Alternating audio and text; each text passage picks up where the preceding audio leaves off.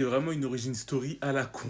J'ai regardé l'épisode 8 de Sakamoto Day et on revient sur l'enfance de Shin au niveau du labo, exactement son origin story. Ça via du coup le récit du docteur. On comprend du coup comment Shin il a obtenu ses pouvoirs et franchement comme je l'ai dit c'est une origin story à la con mais c'est ça qui est marrant. Ça me fait grave penser à l'origin story de Luffy en soi. On comprend aussi qu'est-ce qui l'a poussé à partir du labo tout simplement. Shin c'est un mec qui kiffe ses pouvoirs malgré le fait que des fois il entend des pensées qu'il n'aimerait pas forcément entendre. Le fait que son entourage sache que lui il peut lire les pensées, forcément c'est problématique. Moi, quelqu'un dans la vraie vie, il sait lire les pensées comme ça, j'avoue, c'est chaud. En même temps, t'as le combat avec cet antagoniste dont j'ai oublié totalement le prénom, qui se poursuit. Malgré les petites difficultés qu'ils peuvent avoir, du coup, à pouvoir s'en débarrasser, ils ont fait preuve d'ingéniosité pour pouvoir tout simplement le mettre à terre. En même temps, on a le mec avec la tête de cerf qui semble gérer tout ce qui se passe au niveau du labo. Il se retrouve nez à nez avec deux membres de l'ordre. Des membres de l'ordre qui n'ont aucune difficulté et qui prennent à peu près tout à la légèreté. Ça me fume comment ils font ça. On est grave dans une situation sérieuse.